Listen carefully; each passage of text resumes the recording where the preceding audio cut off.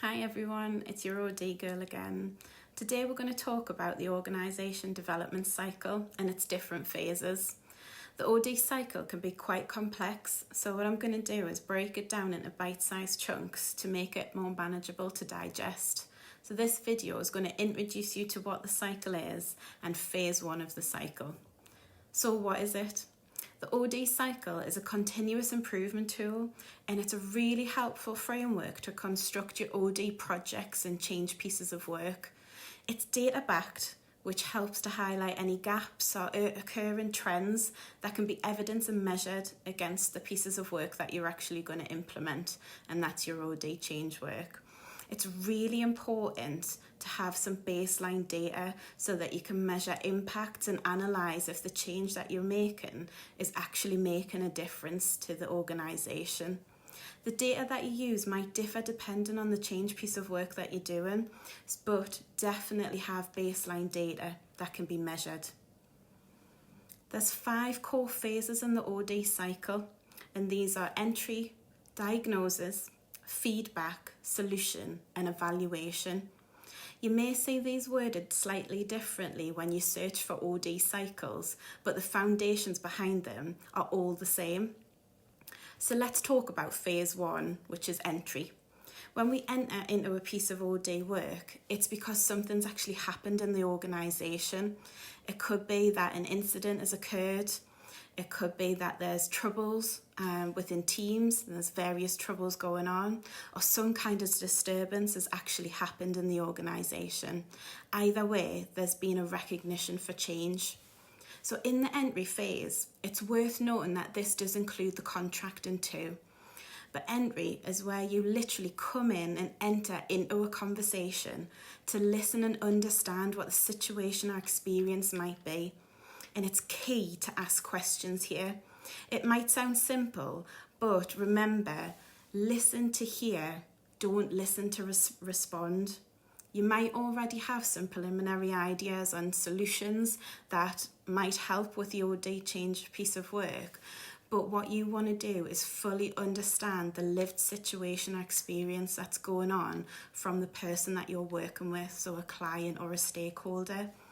For this phase to be really successful, you need to be able to hold that space for a client or stakeholder to explore what's going on without trying to resolve it really quickly for them, or you might just end up missing out on a key piece of information.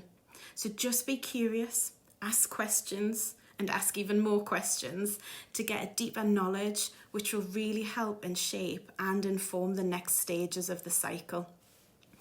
I'm going to give you some questions to ask or consider, which I feel are quite good questions to start with.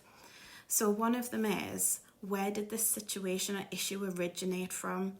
It's really good to try and get to the root cause of where this incident or issue has actually come from, and that's a good starting point. Another question that's really good is, where are you in this picture? So what you're asking there is particularly good because you can gauge how much that person, that client or stakeholder, is emotionally attached to what's actually happening, or are they having an objective standpoint to it. And another good question to ask is, what would be the ideal outcome from the change work? This gives you a flavour and a touch point to what a client's expectations are and if they're actually manageable, because you will have to manage people's expectations as well. There are a lot more questions, but you need to be able to allow some flexibility in this conversation.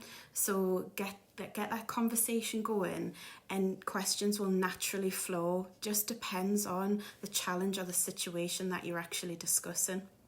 Once you've entered into this questioning and dialogue, and you've explored as much as you possibly can, the next natural step is to begin to think about contracting this piece of work. And the aim is to set an engagement contract or an initial project plan, and that's what that contract bit actually means.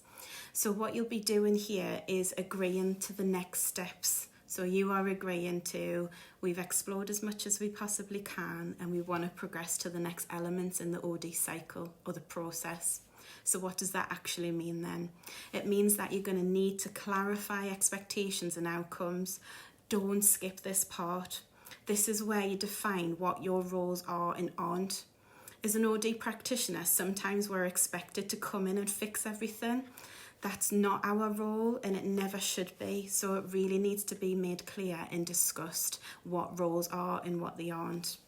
And be really clear as much as you possibly can about what a successful outcome would look like, because that is measurable, and you can do that throughout the next steps in the cycle. I always say when I'm doing OD pieces of work, I always say to the client or the stakeholder that I can't fix everything. I don't have a magic wand, but I am here to support you, and I will help with the change. We'll work through it together so that you and your team or your department or organisation can sustain this for yourself. And that is a really clear expectation that I put out there, that I can't fix everything. And actually, not everything can be fixed overnight. And some people do want that. So you've got to have that in that conversation as well, that you're looking at the end goal, the long haul, not just sometimes the quick wins that people want.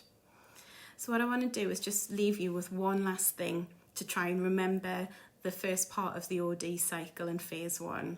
So a really good tip to try and remember phase 1 is to cover 3 points, and it's PEI. So present, explore, and identify. Present means allow the client or stakeholder to present the situation or the issue in its entirety, or as much as they possibly can.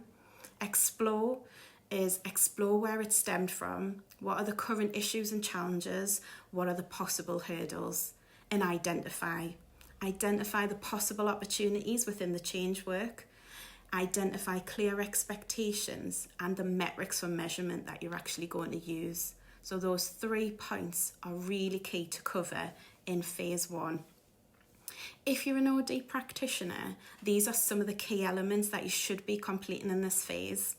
Or if you're a leader looking to work with OD practitioners, these are some of the elements that you should be hearing from that person. They should be asking you or talking about with you. So that is OD, what it is, and phase 1 of the cycle. I hope you found that helpful, and it's cleared up a little bit of the cycle for you. And look out for the next video, which I'm going to talk about phase 2 and phase 3 of the OD cycle.